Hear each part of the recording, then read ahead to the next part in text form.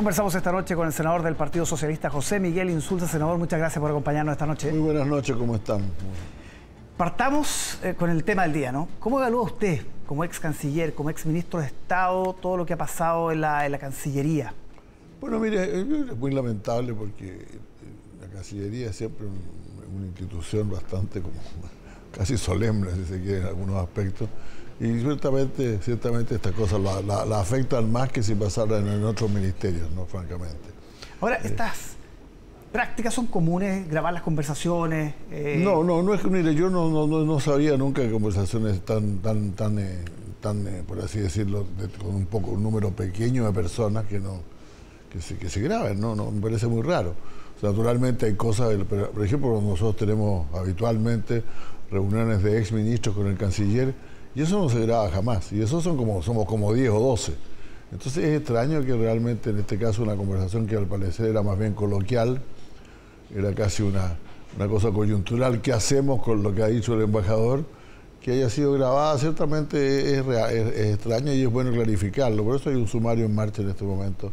Sí. Y es bueno hacerlo, a mi juicio. Y eso ha llamado la atención, el tono con el que se tocan temas importantes, como usted lo decía, la relación con Argentina, imagínense. Sí, la relación con Argentina anoche es muy especial, porque usted sabe, tenemos tantos miles de kilómetros de frontera. No solamente eso, sino que las estadísticas de entrada y salida del país muestran que casi la mitad de los chilenos que salen del país salen hacia Argentina. Probablemente algunos van hacia otra parte también, ¿no? Pero la verdad es que es un país con el cual el tránsito es muy frecuente y con el cual tenemos, más allá de cualquier contingencia, una buena relación. O sea, fíjese usted que somos con la tercera o cuarta frontera más larga del mundo y a pesar de todo hemos tenido pocos conflictos. O sea, la conflictualidad ha sido muy escasa, a pesar de que siempre a los cancilleres les gusta decir hemos tenido tantos problemas con Chile, con Argentina. Y yo le digo, no son tantos los problemas, nos hemos entendido bien, hemos llegado a acuerdos. Primero porque hablamos con mucha sinceridad y con mucha franqueza. Y segundo porque tenemos tantos intereses comunes. Pues, sí. Y por eso el tono de la conversación a usted le llama la atención. No es lo mejor, por cierto, no es lo mejor porque finalmente yo creo que lo mejor es tener haber tenido tal vez con el embajador alguna aclaración, que entiendo que por lo demás la tuvo el director sí. de la Cancillería. Y eso yo creo que habría bastado, ¿no? No creo que haya sido tan... Lo que pasa es que estas cosas ocurren. Yo estaba ahí, ¿no? cuando el embajador de Argentina, el embajador Bielsa, no en la reunión, pues tuvo una reunión formal sí. larga con la Comisión de Relaciones Exteriores, y luego en el almuerzo él mencionó, estábamos hablando de cualquier cosa, salió Dominga y alguien dijo no podían haber avisado una cosa, y lo dijo él de una manera que parece que le quedó gustando a él, porque después salió y le dijo exactamente lo mismo a la prensa. Si usted quiere preguntar a qué es lo que les dijo el embajador, yo le dije, mire, exactamente lo que está en la prensa.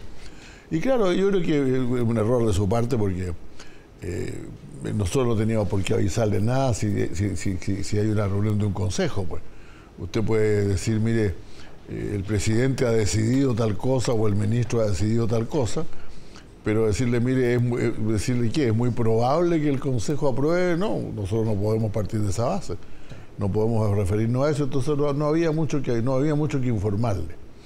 A mí mismo en el almuerzo me sorprendió que fuera que hubiera un nexo entre una cosa que es muy fundamental a mi juicio hacer, que es el paso de Agua Negra, y nosotros tenemos que hacer Agua Negra o Aguas Negras, no me acuerdo nunca si es plural. Aguas Negras. Aguas Negras, sí. Esto tenemos que hacerlo alguna vez, pero ciertamente parece que el embajador lo conecta con el hecho de que en la zona de Coquimbo, de la región de Coquimbo, hay solo un puerto y esto habría sido un segundo puerto, ¿no?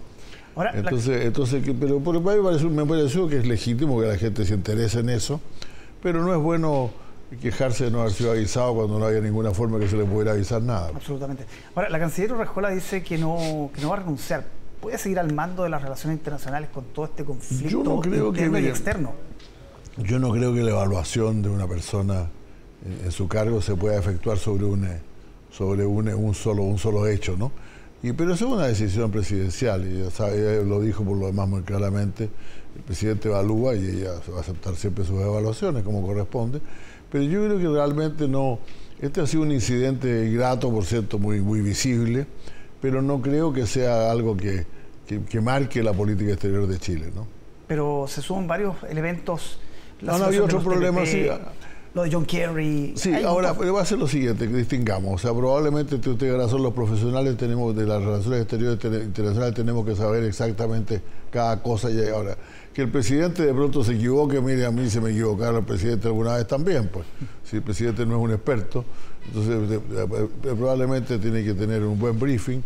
Pero el hecho de que no haya sabido que John Kerry era muy importante con los temas de política,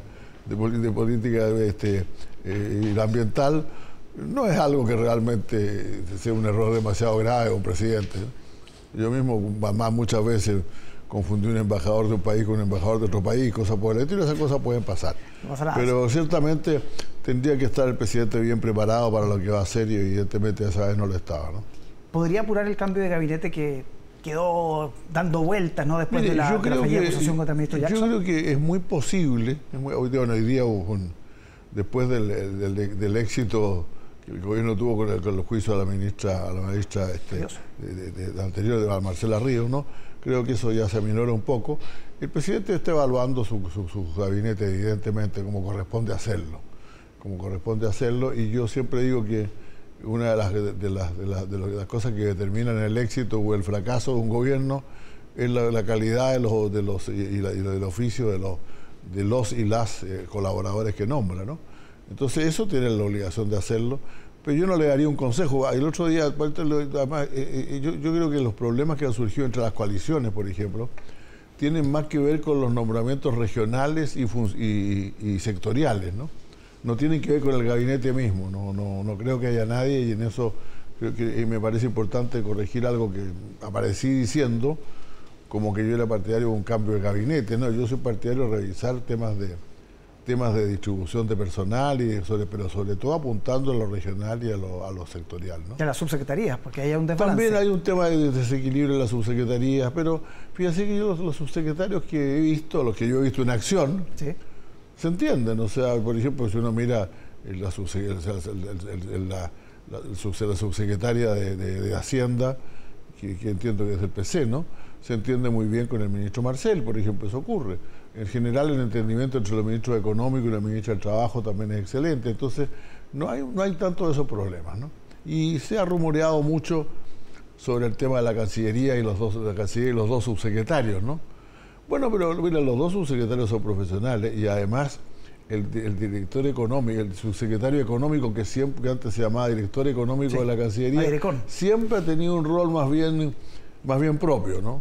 Es una situación especial, incluso no sé si todavía es así.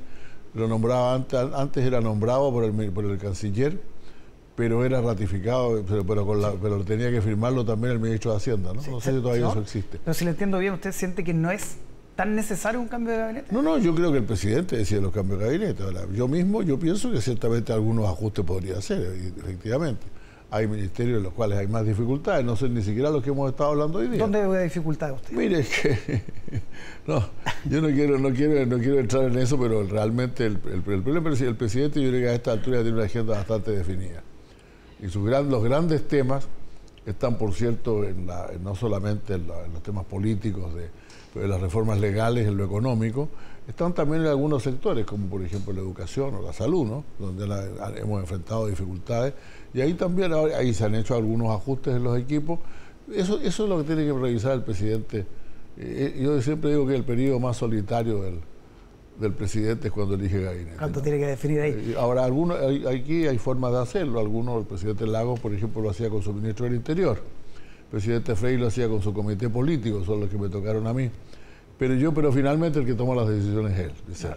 Y a veces sorprende con las decisiones que toma. Siempre hay sorpresa. Así es. En estas horas se ha hablado, a propósito de lo de la Cancillería, senador, de amateurismo. ¿Qué ese concepto que le sugiere a usted? Mire, yo siempre digo, sí, claro, yo creo que es cierto que hay mucha gente en el gobierno que está por primera vez y por lo tanto, no, pero no olvidemos que eso es lo que se pedía, pues si todo el mundo decía, no, hay que hacer cambio, hay que darle oportunidades a los nuevos, etcétera.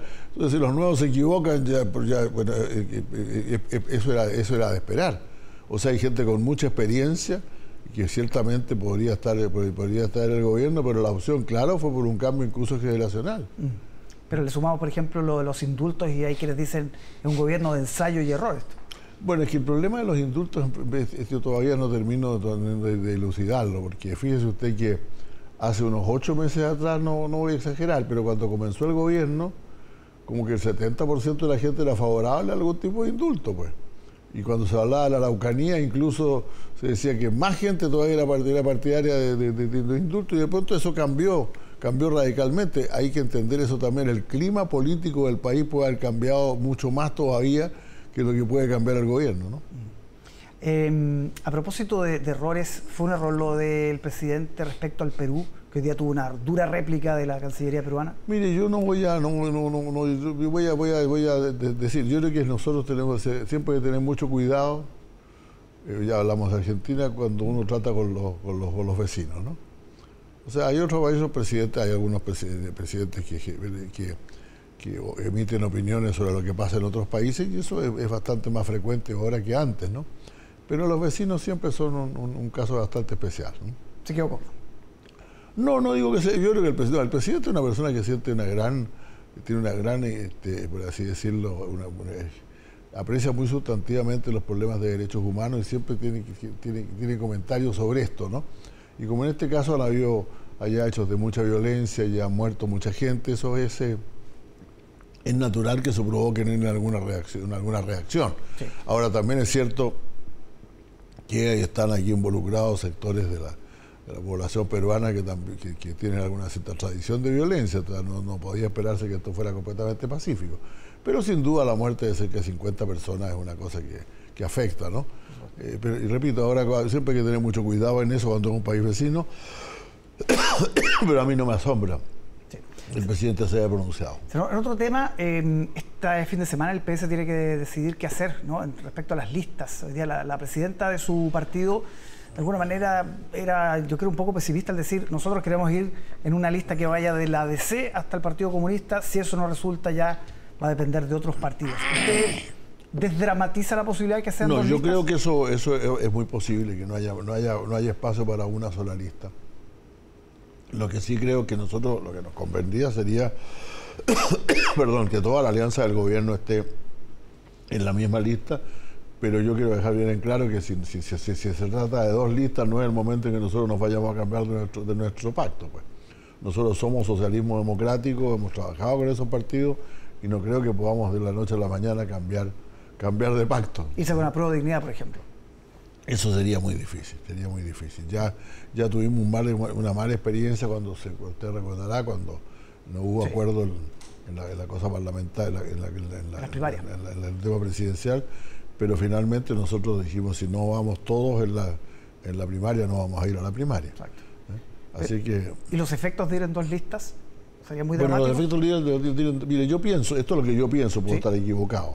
Ciertamente, si nosotros vamos en dos listas, ciertamente vamos a sacar más votos que si vamos todos juntos, porque hay gente de centro de izquierda, por así decirlo, que tal vez no quiera votar por los socialistas si están vinculados con la Prueba de Dignidad, y también hay gente de la Prueba de Dignidad a la cual probablemente no le gustaría una alianza con los sectores del socialismo democrático. Entonces ahí se pierden marginalmente algunos votos.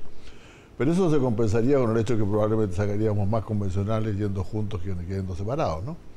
Pero sin embargo, para desdramatizar el tema de las dos listas, yo tampoco quiero que esta elección se parezca demasiado a un plebiscito, ¿no? Entonces, si nosotros tenemos dos listas, una de los que están con el gobierno y otra de los que están contra el gobierno, para el plebiscito estamos creando para la Constitución, creo que estamos creando un efecto similar al que se creó con el plebiscito del mes de septiembre, ¿no? Con los resultados que fue adjudicado como una derrota del gobierno en circunstancias que el presidente, salvo hasta el final, no se había cuidado de meterse demasiado en el tema. Entonces, si nosotros llevamos una lista de gobierno y una lista de oposición, naturalmente eso se parece mucho al plebiscito de salida anterior, que no fue una buena experiencia. Que tuvo esos resultados. Finalmente, senador, hubo avances importantes esta semana en materia de seguridad. Uno de los más llamativos, el Ministerio de Seguridad Pública ya está prácticamente... Está casi listo. Lo único que falta es que el gobierno no ha definido todavía qué va a hacer con el tema regional. Ya. Si van a ver con quién va a dirigir regionalmente la seguridad pública, porque es un tema que no puede ser local. Hay una dimensión nacional de la seguridad pública que es fundamental. Entonces, cómo se expresa eso en las regiones todavía tenemos que determinarlo. Pero sí sacamos una ley, perdón, una ley que era muy importante, que es la ley sobre el crimen organizado.